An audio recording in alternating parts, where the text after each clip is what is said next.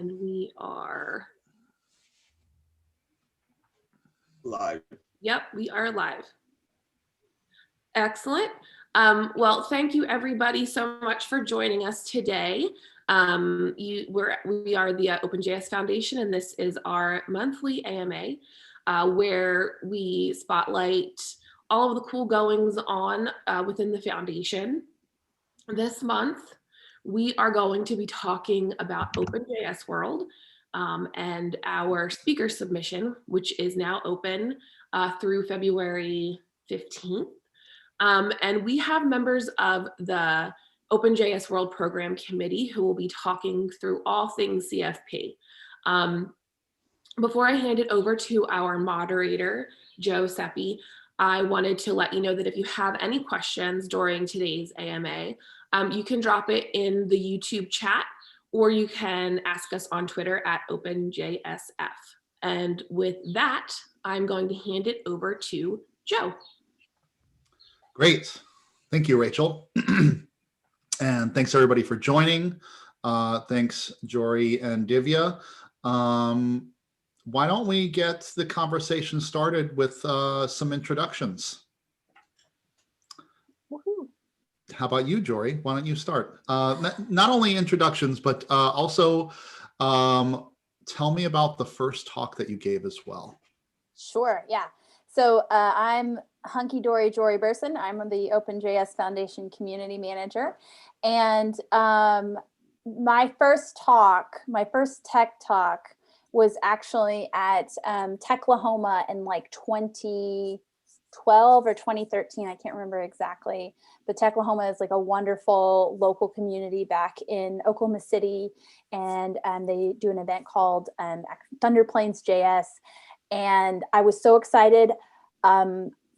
I was last to go that day. I was so nervous, and I ended up, like, I think it went terribly for me actually, but I learned a lot, and I've learned a lot since then, and I'm excited to share about that today. Cool, thank you, Jory. How about you, Divya? So I'm Divya. I am also a member of the OpenJS community, and my first talk was actually at nyc.js.org. It's a meetup group, pre-COVID, that would meet up, and that's when Vue had just come out, Vue.js, and I had been using it from the early days, tinkering around. And they asked me to give a talk about how Vue is different than React and Angular. So my talk was on comparison of the three frameworks, and it did not go as well as planned because I was the first person on stage, and there were way more deeper projects being demoed after me, and I did not have anything to demo. I just stood there and I was talking for 40 minutes, so I was super nervous, but I was like, okay, at least I did it. So yeah. That's fun. Yeah, I miss events and stuff. I can't wait to get past COVID. So I am Joe Seppi. I work at IBM as an open source engineer and advocate. I'm the chairperson of the OpenJS Foundation's Cross-Project Council. And my first talk was at Cascadia JS in Vancouver. I can't remember, maybe this was 2014, 2012, somewhere in there. It was at a really cool theater, and I was like second to last, and I, was before Tom Dale, which was really intimidating because I love Tom, and that's where I met him, and anyway, it was intimidating. The talk went well. I can see actually when I watched the video, I can see there was a moment where I paused in my head and said to myself, why do you feel like you're going to throw up? Because you're doing pretty well. Just calm down and keep going. And I did, but I could see that little pause in the video when I watch it. It cracks me up. But yeah, that was my first talk. Technically, I did a warm-up talk for that at NYC. What were we called then? NYC HTML5 or something. And Dominic DiNicola was in the audience, and he kept correcting me and he'd be like, actually in the spec, it says this. And actually we just updated that. Anyway, it was great to have him there. He was fun to be a little bit of a, the peanut gallery. Always added some color to the talks, which was fun. Anyway, so those are our first talks. I actually think that Jory wasn't honest. That wasn't her first talk. It was her first tech talk.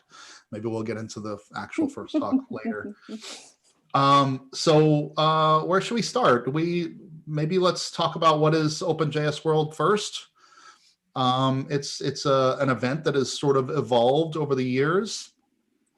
This will be the second year as the OpenJS World event. The year previous to that, well, I guess a couple of years previous to that was the Node plus JS interactive event. And then before that, it was the Node interactive event. So this event has been going on for many years. Vancouver, Montreal, we were supposed to be in Austin last year, but got derailed by a pandemic.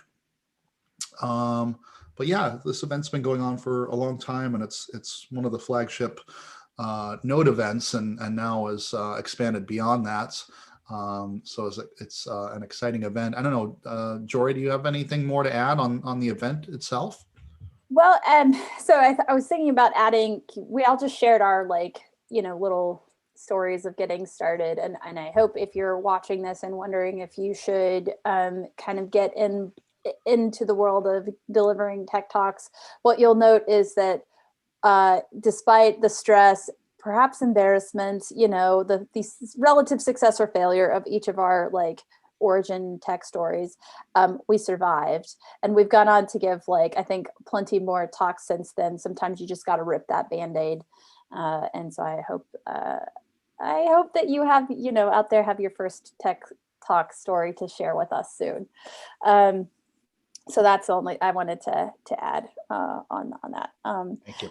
Yeah, and then on the our event, I think one thing that makes OpenJS World unique in the world of open source JavaScript conferences is that for a while there was a bevy of very focused conferences React or Backbone Conf. We had Backbone Conf for 3 years. There was 3 years in a row there was a Backbone conference, and OpenJS World doesn't promote specific frameworks or projects or tools or libraries. It's a place for all, and I think that's one of the important evolutions of the conference over the last several years is a move more toward being about the ecosystem generally than about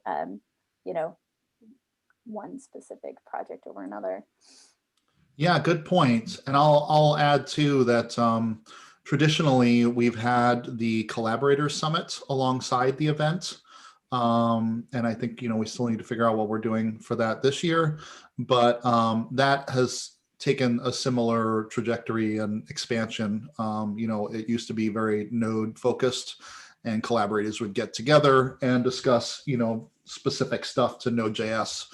But over the last couple of years, that has also expanded. The Collaborator Summit is open to, all the projects and beyond. So it's really, the event overall has really grown in a great way. It's really about what concerns you. You are a JavaScript developer, and whether you happen to be a JavaScript developer for Node or any other OpenJS Foundation project or any project, any JavaScript project generally, it doesn't even have to be a foundation project. What's on your mind? What problems are you having? Because this is a group of people who care to have that conversation with you, I think, was my experience. I mean, yeah. Divya, you mentioned Vue being a project that you were really interested and involved in. That's not a OpenJS Foundation project, but if you want to come talk about that. Yes. Yeah. So, I mean, I think being in the JS world, we have so many frameworks and libraries and stuff, and I think that OpenJS world actually, adds more of a nicer layer because it's very inclusive. It gets like, you have some people with like Vue or like Node or like want to know more about JavaScript or some cool library or something. I feel that instead of just focusing on like a particular thing and limiting the audience, I think this is like a more exclusive, like open to everyone sort of event where, people that are amateur to like, professional, like super JS developers, I can say, can join in and, learn something from each other. I think it's a much more open community and a much more exclusive, like inclusiveness is there. And I think that's why I think OpenJS World is fantastic. That's great. Cool. So moving on, I guess what are the details of OpenJS World this year? It's June 9th, right? Yep. And also, obviously last year we were a little bit disrupted by this whole pandemic. And, that's something we take very seriously. Actually, we were really monitoring that quite closely. Last year, we made the call to make it an online event. This year, we've done so preemptively, just gone ahead. Even in June, we just want everybody to be safe. So we're making that a virtual event. We're also doing things a little differently, where we're going to be premiering content, like the keynote content, on YouTube live, so people can come together and watch it together, and we'll have a chat forum for that. And then our breakout sessions, which I'm hoping that folks watching this today will be maybe inspired to submit a conference talk proposal for. You're going to have the opportunity to record those and submit them in advance. So that takes away a little of the pressure. If you're like worried about delivering something live, don't be, because you don't have to deliver it live. You can record this in advance, and that actually opens up a lot of creative potential. If you're curious, like Joe, like didn't you and Michael did a whole like thing last year where you had like a set, and then Lizzie Prater and Peter Hottie of Moddable, they were talking about like IoT stuff. Like they edited a whole bunch of stuff and got really creative with it.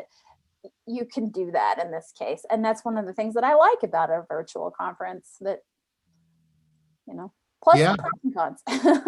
Yeah, and you can edit, if you mess up, you can retake, and it's all fine. I'm enjoying doing as much as I miss live events, I'm enjoying doing this recorded content.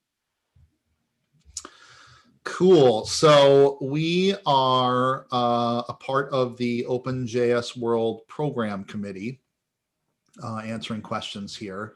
And people may wonder, what is a program committee?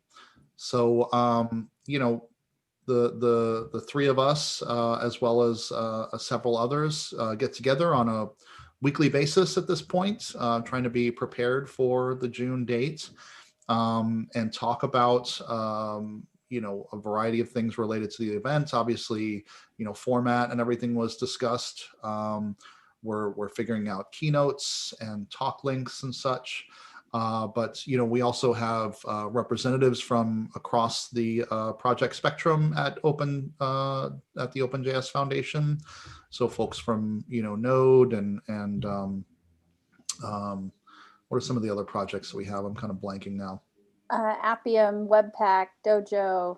There's 37. Would you like for me to listen? No, I just meant in the regular attendees. But yeah, we've got a variety of folks joining. You want to expand on what we're doing in the program committee, either Jory or Divya? I think in the part of the program committee, we are really like looking at to provide the best experience possible to the members and the community as a whole. So we also look at a lot of like issues that come up on that have been given to us or posted via GitHub on our repos and things like that, and then we have a discussion on what is the best fit. And it's just not like people in part of the community. I'm sure, I know that I was a participant for many months before I got to join in, and I definitely chimed in a lot of the talks. It's open to join, and if you're not a member, you can always come in and listen into the talks and give your feedback. And if you have any questions or any queries of sort, those can be answered. And I think that we try to do the best we can to make the best decisions and best help possible to the community by discussing it and then coming up with a solution that is very inclusive and taking in suggestions from everyone and actually figuring out. Or we also, like, let's say we don't come up with a solution, we list them out on the repo and let us take a vote, or let it sit there and let's see what the community feels about it or the people feel about it, and then give us some feedback and suggestions. I think one of the things I would add to Divya's response is that, you don't really, we've got a nice group of folks, many of whom come, every week, but not everybody, because it's a time commitment, and that's fine, right? Because it takes all sorts of people and all sorts of volunteers to put on an event. And if you're like interested in learning how to put on a tech event, this is a great group to come follow along with, because we've got a lot of, first off, we've got the Linux Foundation's events team is always there sort of in the background, providing like what they've learned from the many different events that they put on, kind of what's possible, tools that we may not have heard of, that kind of stuff. So I always feel like I'm learning something, even though I've been part of several different tech events in the past.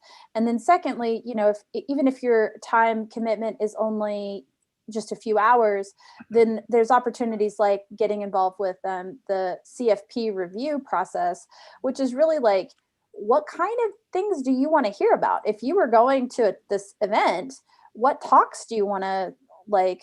What problems do you have, and which talks are maybe addressing those problems? And that's something that we have to have like broad community input on in order to put out material that's relevant. So yeah, and that's a good segue too. We can start to talk about the CFP process. I believe it was opened up in mid-January, late January. Somewhere in there, but regardless, it's open now.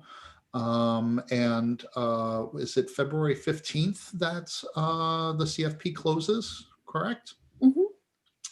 And I assume that if you, what's the URL for the event? Is it openjsworld.com? Should I type that in? I don't actually recall the full URL. Yep, that works actually. Yeah. openjsworld.com, which redirects to an openjsf.org page. And from there, you can submit your talk.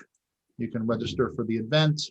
We have a few keynote speakers already announced, which I guess we can share here. Anna Lytical,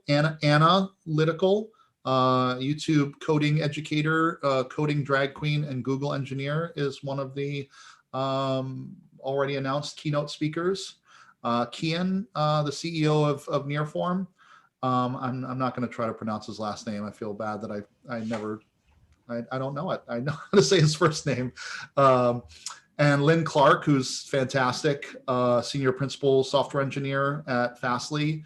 I've seen many of her talks, and they are wonderful. And Scott Hanselman, the partner program manager at Microsoft, will also be speaking, another great speaker. Is Scott doing a panel, if I remember correctly, from our program work? Yeah, Scott will be doing a panel. I'm really excited about Scott's panel. I think the primary focus of that is going to be really geared toward folks who are, because Scott mentors a lot of people in tech, and a lot of people who have come from sort of the like non-traditional, what we think of as non-traditional backgrounds. Like they maybe have switched careers, they were a lawyer, they were something else, and then they've come into coding.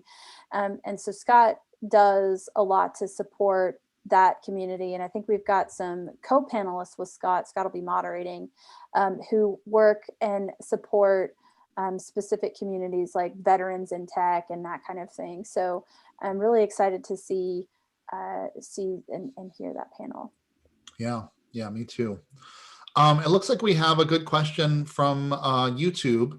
How many keynotes do we expect to have for this 2021 event? Great question. So we will probably have 9 keynotes. That's the plan. Some we are working on announcing later, just because it's kind of nice sometimes to have some surprises. And we have some that are not quite finalized, but we anticipate to be finalized soon, that we'll announce. And we're expecting them to be roughly about 20 minutes long. Is that right? Maybe the panel might be a little longer.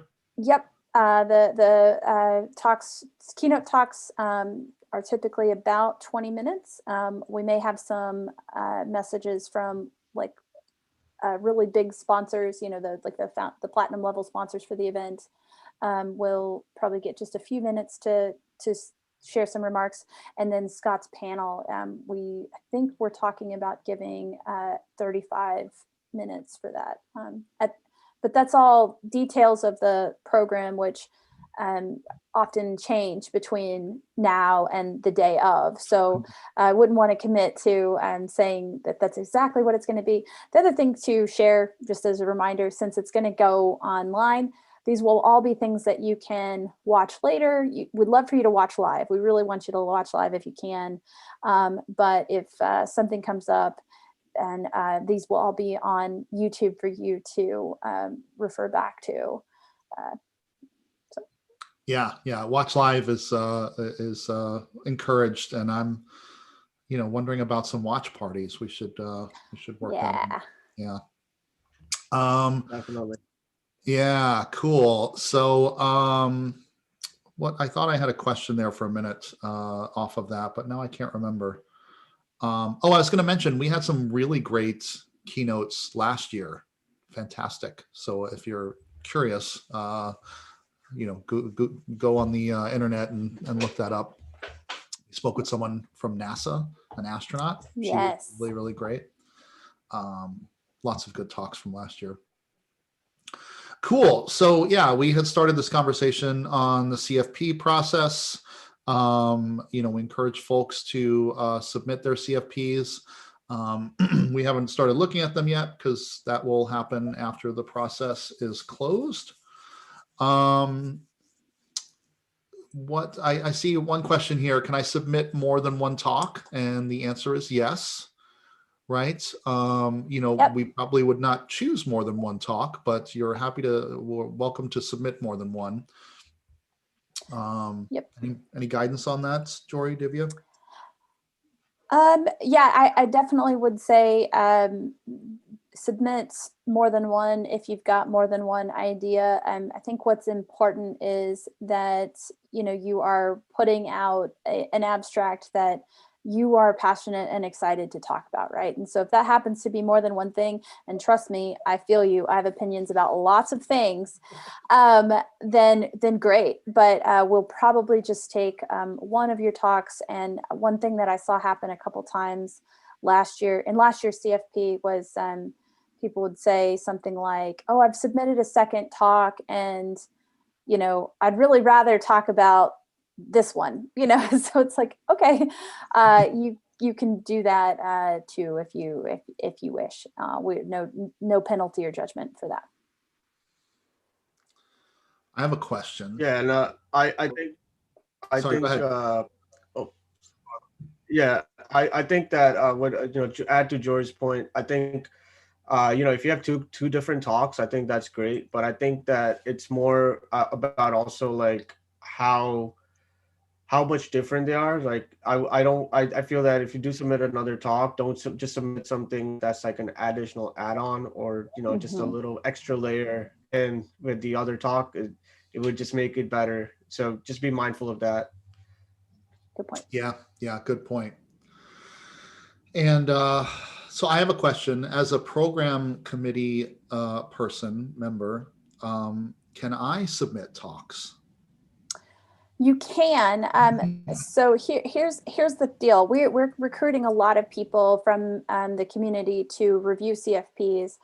If you also want to submit a talk, you are perfectly allowed to do that. We have some functionality in our review tool that allows you to decline to review a talk. So you can say, I'm sorry, that's my coworker, my best friend, you know, my boss, whatever. So I'm not going to review that because there may be a conflict of interest, or that's my talk. There's a conflict of interest. So we have that capacity in our tooling for you to say, I have to decline to review this. So as long as you're okay, you know, with declining yourself, you don't get to vote for yourself. Is it a blind CFP process?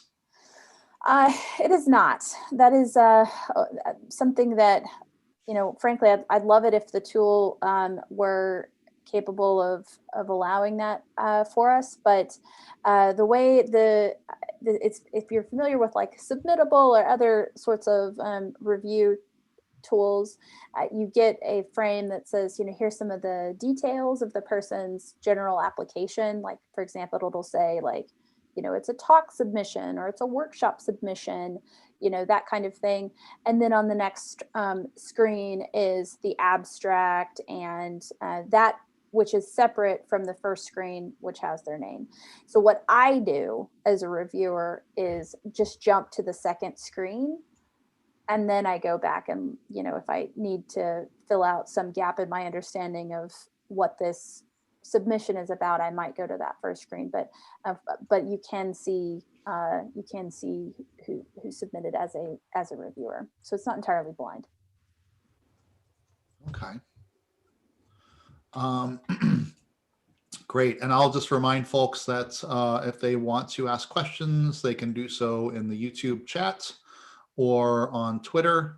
If you look up my at Joe_Seppi, I have a tweet about this happening. Feel free to respond there, or at the tweet at the OpenJSF Twitter handle. Cool.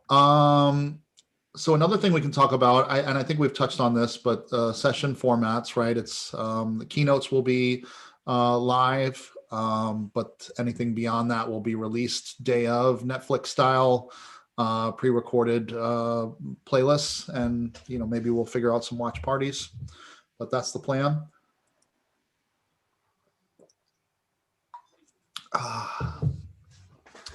This is actually an old JavaScript class. I don't know if you can see it. It's sort of a little bit of yellow is still there. It's from one of the JS comps. That's funny. Cool. Should we talk about any of like our I guess diversity goals? Maybe is the term I would use. Sure. Yeah. So, I think one thing, we've been practicing for a while is that on like when we have panel talks, or if we're going to have talks where there's maybe a co-presenter, we want to see some diversity there. So we don't have like, all male panelists or anything like that, or, that we just start asking the question of like, we want everybody to submit talks regardless of who you are, where you are, etc. There's no pre-requirement there. We also want to ensure that the people who are presenting the talks are, excited to present that material and are qualified and are like the right people. And there may be some times where we want to know, like, great, this is an important question, this is an important problem, it's an important project. Are there others beyond like perhaps what we typically see, white men in tech, that could come add perspective, add, a different frame, of reference to that material. So having this rule of like no manels, as I like to say, I think make sure that we've got lots of representation on stage. Great. Well, I'm getting something from our producer. Yep, the Keynote diversity is already 60% confirmed to date, so that's a good start. Thank you, Rachel. Cool. Yeah, and of course that's something that we have. We have a diverse group of voices in the program committee itself, and definitely are working to have that reflected in the event overall. So let's get into maybe some like do's and don'ts of submitting a talk. Yeah, let's just open it up to Divya and Jory. What are some do's and don'ts that you think of in terms of talk submittals and abstracts? So actually, one of my favorite things that comes to mind is that don't use the talk should be wide, where a wide audience can come from a different, like let's say people are from different backgrounds, different skill levels, can come and really enjoy the talk and get a good gist from it, rather than making it either too technical or too basic, where it's like you start all excited and people are getting into it, but then you never get that spice or like that meat, as you may, from that. It would just feel like, that the talk could have been better or it could have been avoided, type of thing. Yeah, that was one of the first things I learned in that talk that I had mentioned, my first talk at the beginning of this AMA.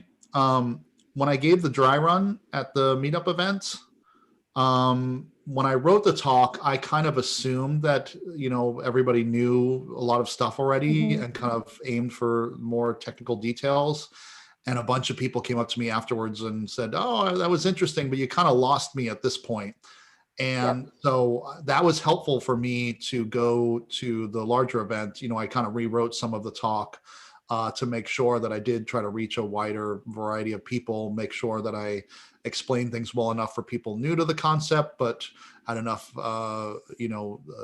depth there for folks who were a little more experienced. So that's definitely something to keep in mind. Yeah, I think one kind of way that I think about it is like, it's not really a talk about you showing off how technically smart you are, right? Like it's the goal is to provide a talk that is technical in nature, but tell a story that other people can generally follow. And so it's not like you're not there to prove that you know all of the intricacies of like, the jQuery,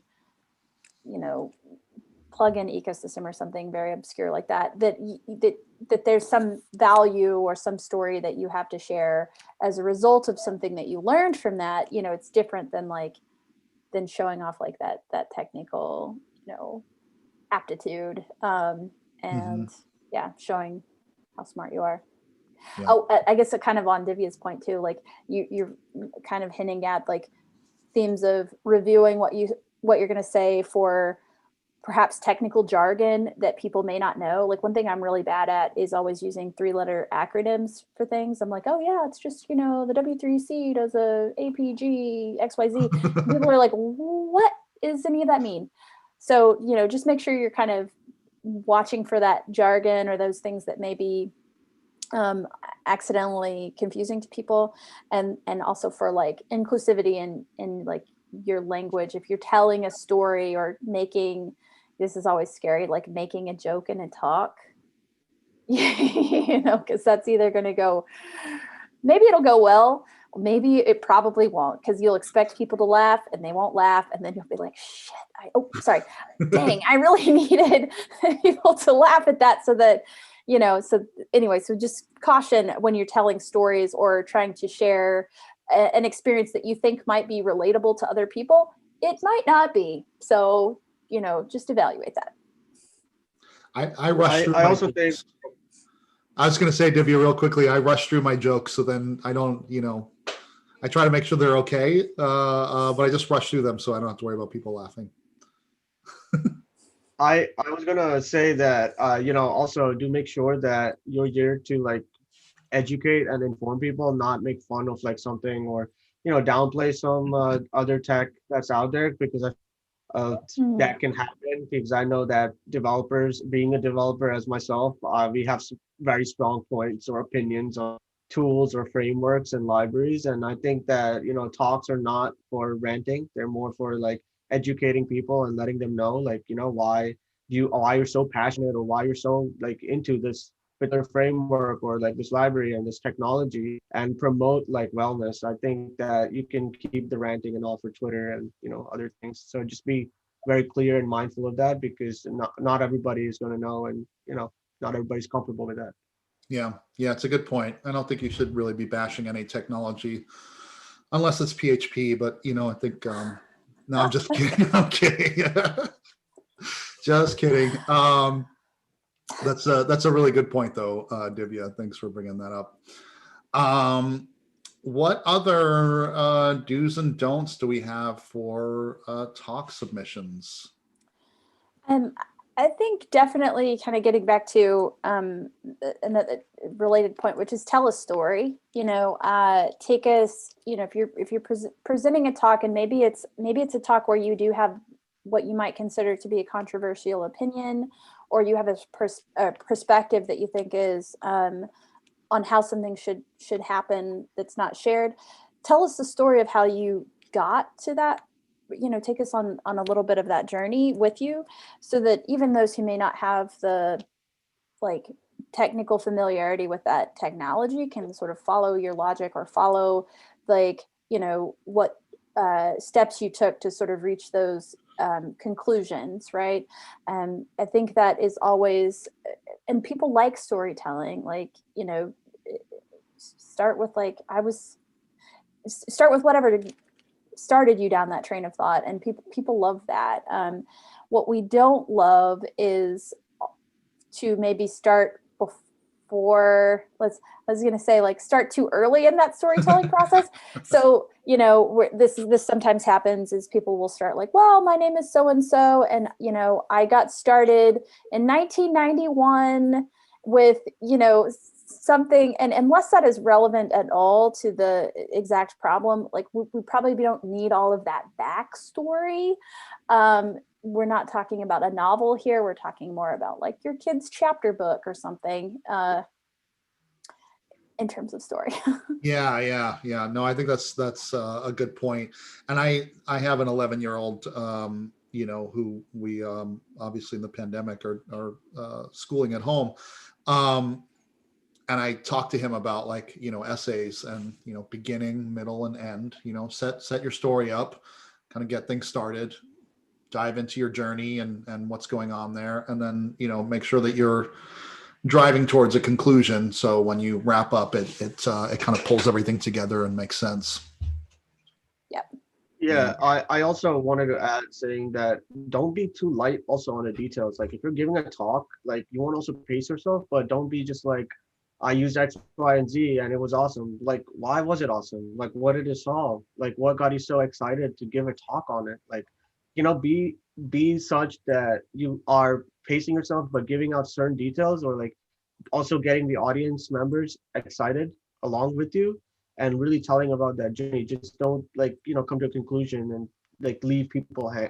I'm not trying to say that just don't give too much or too little, but just be careful about how much you give out, but make sure that it's something that you think is justifiable.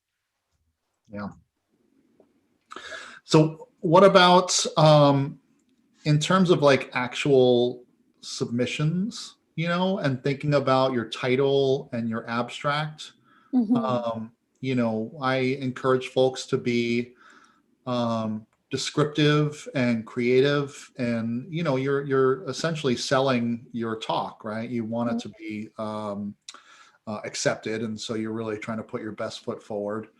And then we can expand upon that, but I'll also add, sometimes the tool offers a little extra one, do you have anything else you want to share with us? And I always try to make something personable there, and probably silly, but try to bring some of my character to the submission, so that when you get when you're looking at an abstract or whatever, it's just some text, but if you try to bring yourself to that and add some of your character into it in any way that you can, I think if you can get that through in the CFP process, then that's great. I think that's a way that you kind of signal to the reviewers that, you're going to have some storytelling to share, some flair, something that will capture people's attention and cause them to really listen to not just the words that you're saying, but also the underlying meaning, and that there is underlying meaning and message there. So I think And I also think it's a little tricky sometimes, right? Where you're like trying to sell that, like idea, but also do so in a way that isn't so overtly selling, in some cases, a product or selling a company or even a specific open source project. The sales pitching is something we want to keep entirely out of the program. This isn't one long commercial for different projects or companies or products out there. But you are right, like you've got to like kind of sell a little bit like why this could be a special thing. Mm-hmm. So I think that's important also in the submission process, do take to heart like that sort of, when we're not there, this is not a captive audience for you to market to, but perhaps something more. Yeah. I also would say that, in the submission process, do articulate all the things about your talk. Just don't assume that the reader or person who's reviewing the talk is going to understand everything, because it's a real person reading and they might not have all the technical details or knowledge that you want to present. So I think whatever you think is actually important, just articulate that really well, or you can break it down into smaller points, but do make it sound interesting and make it sound so that it gets even the person reviewing and into it, and it's like, okay, you know what, I think this might benefit as a talk. And I think that is also another key point to keep in mind. Yeah, good point.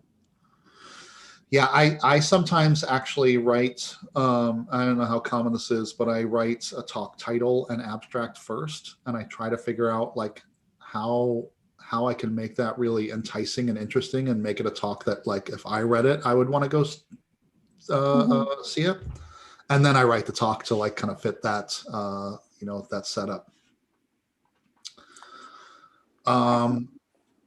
Yeah, and one other note we have here is take advantage of your character limit. Don't if you have more space to explain what you've got, make the most of what you've got there. Yeah, and that's one of the things that I found last year in participating in the review process, was that there were a lot of times where I was like, well, maybe there's something interesting here, but I wish it told me more. And it would be because in the abstract section, I think there's something like 400 or 600 words. Like there's a lot of character limit, and then we'd get just maybe a couple of sentences, and it just wasn't enough to really communicate with clarity, what this talk would really be about. So definitely take advantage of the full sort of that's options available. Mm-hmm. And then I think maybe to kind of wrap up this conversation, this section of the conversation, the talk doesn't need to be about an OpenJS project. Anything that is bringing value or something interesting from the community overall, we're interested in. Yep, definitely. And even it doesn't even have to be specifically like about a project. If it's, we take talks that are sort of more sometimes focused on developer culture or, workspace needs, like mentorship, other themes that are relevant to, your interest and your concerns as a practitioner, then let's talk about it all. Yeah, no, I totally agree. I don't know what the right word for it is, but all those sort of soft skills, culture, a variety of different areas that aren't, always even technical, I think can be very interesting talks. Especially if there's something like new or something that has changed. So, for a while, I think we got a lot of talks that were like, getting started in open source. Well, obviously we've care about that. That's an issue and a concern. There's also a lot of existing material now that kind of the open source JS ecosystem has matured a bit. And so the question is like, well, what is new that may not be discoverable, or what's a new idea that may not have been presented yet? Can you share that with us? because that's, that's otherwise it may not be something that's. Yeah.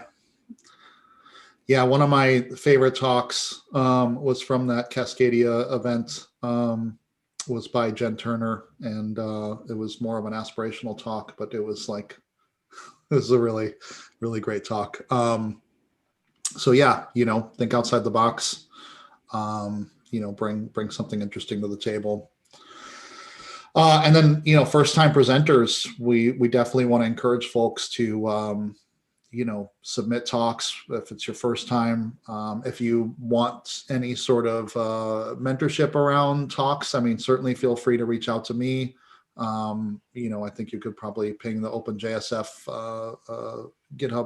Twitter handle and see if anybody's available to help. I know many of us would be happy to give some mentorship to first-time presenters, but we definitely want to encourage people to, don't be shy, join in the fun.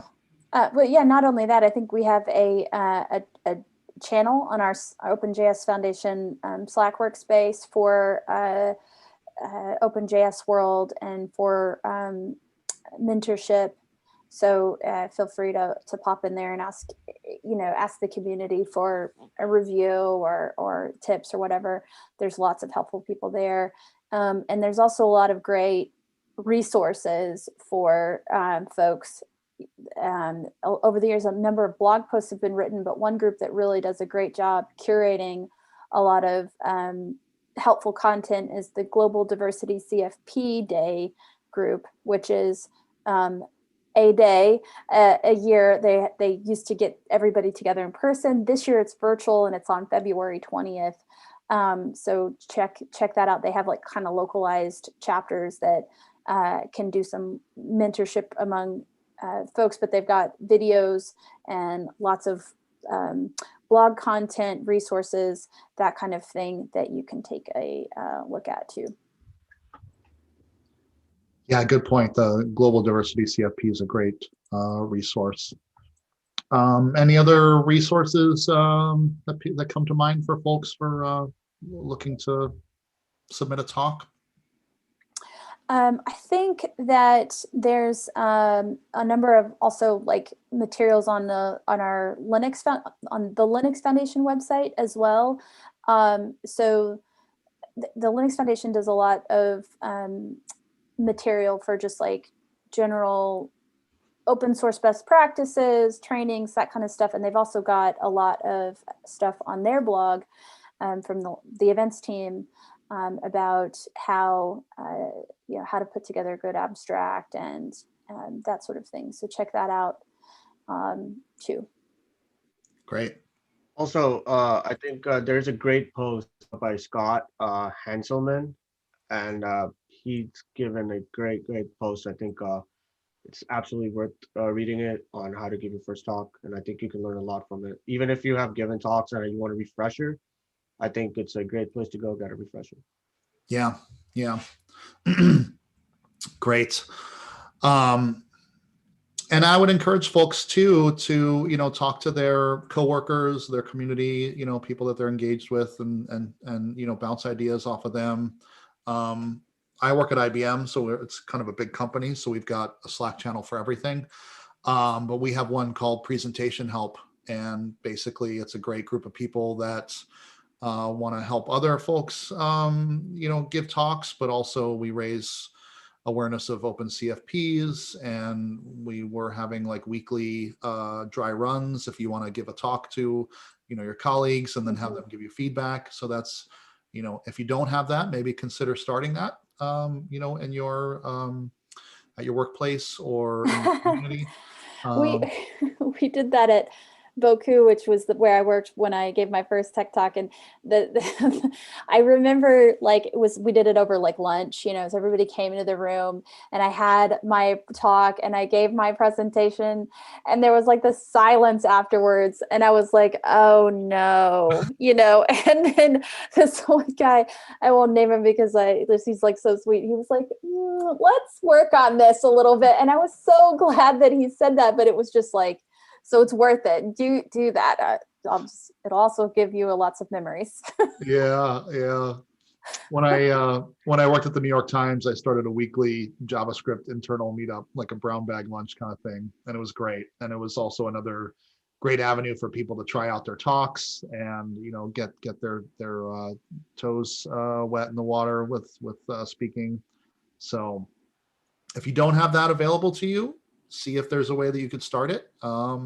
Otherwise, reach out to us and. Yeah, or come. We'll make time in our in the community Slack. We'll find a time and we'll just pull some folks together. And I know people are down for that. Yeah. So down. I also have a great suggestion. Like if people are feel afraid to talk on camera, or like even for like the dry run, great suggestion would be record it and send it to us, and maybe someone takes a look at it and can give feedback. And I think that way you're not too nervous or getting that anxiety ridden, like for giving the talk. And I think I think that would be a great way too. Yeah, great suggestion. Considering things will be recorded, just record something. Yeah.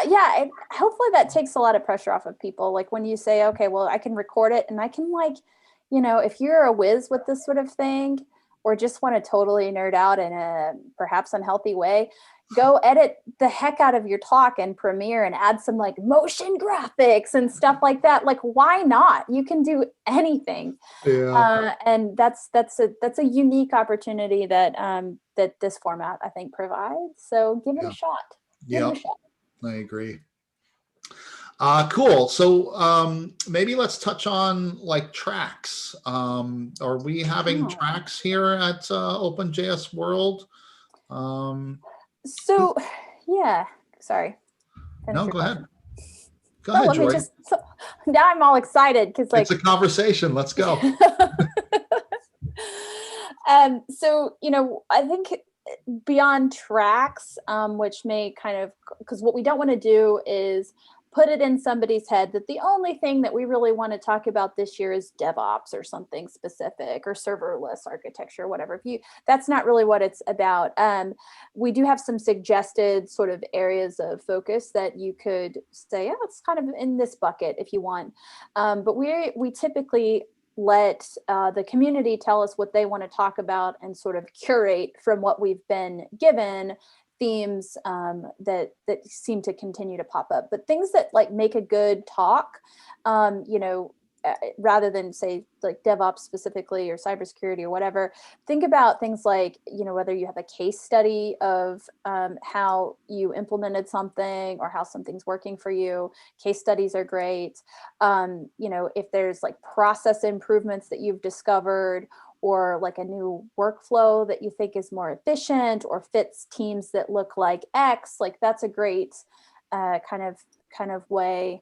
I love theory-based talks and sometimes history talks because I am a nerd. We don't often do a ton of those because it's not a historical conference. I would totally go to a JavaScript historical conference. Me too. But anyway, yeah. What am I missing, Divya? I think I'm missing a couple. I don't know. Yeah, I think we need to also like look into like, so the thing with the tracks is that a tracks kind of like generalizes it, or like puts it like in the mindset that, oh, you think I chose like the track of DevOps or like cybersecurity or like JavaScript quirkiness and things like that, and then your talk is just focusing on that. But I think instead of doing that, just pick a theme or some theory, or as you mentioned, some like cool thing that really, really like you feel like, what, the community or the people benefit from this, or they're going to really dig this, and just come up with something, and then put it in a track. I think because that way you have your talk, and then you're able to evaluate it and see that, what, I think it would fit DevOps, or it would fit that quirkiness, or that like really cool new track called JavaScript World, or getting excited about, and just like, or as Jory mentioned, JavaScript history and media and like that. But yeah, so I really think that just it's more about themes, and then fitting, focus on the talk. That's the main thing though. I think you just gave me an idea for like a track that we could like suggest is like quirks mode JavaScript, you know, like that could be a whole and yeah, so there's a lot of different sort of ways you could go, like just, you know, let your abstract express your idea as opposed to letting a track sort of confine where you go. We've got sort of a general program for things that don't exactly, you know, for square pegs that don't exactly fit into the round holes that we pre-selected.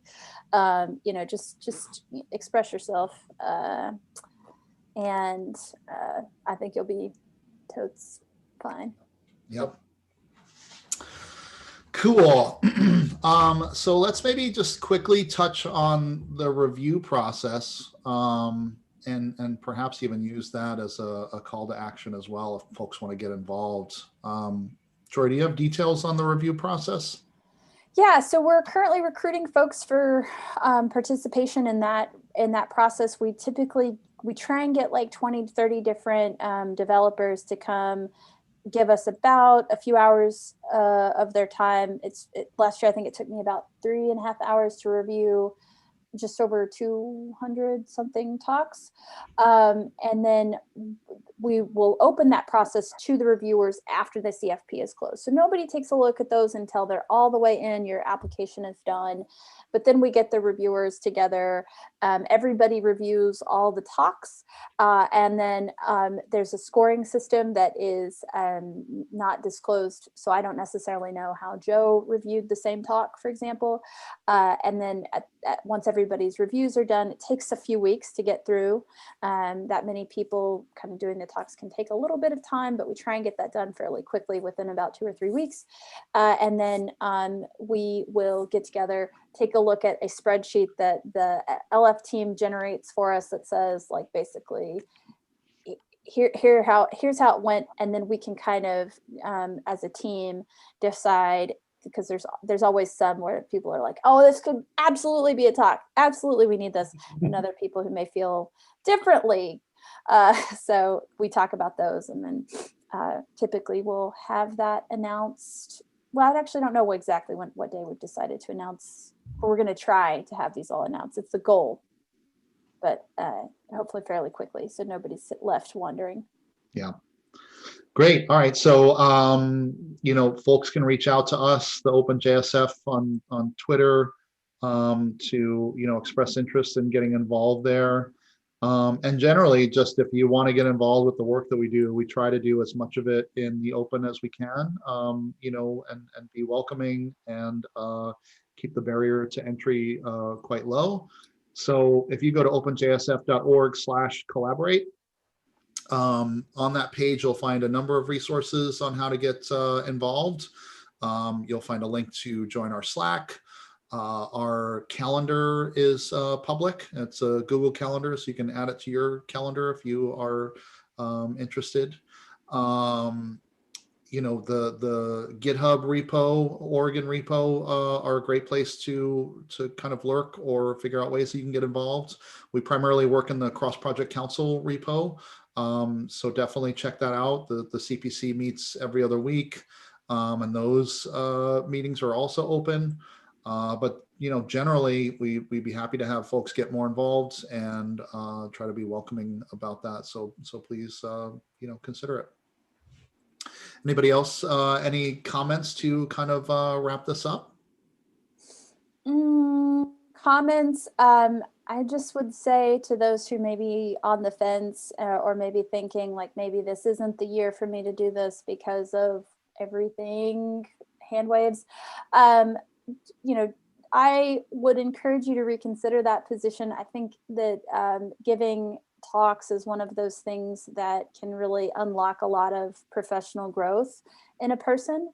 And so just give it a shot. And you know, whether it's with the OpenJS World Conference or with some other event that's happening online this year, you know, I think it's important to share now, maybe more than ever. So please don't be a stranger and sign up for a talk, or sign up to propose a talk and sign up for the conference. We would love to see you.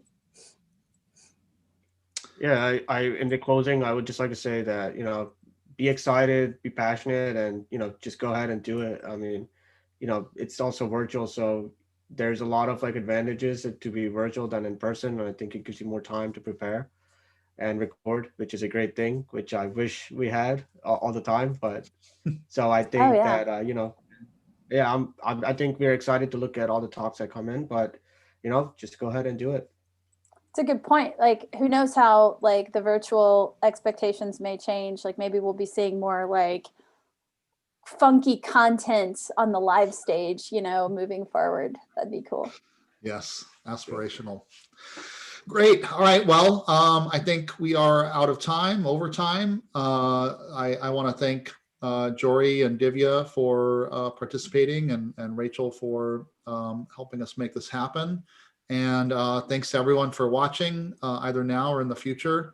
I hope to hear from you, in the variety of places that we are available, and hope to see you around soon.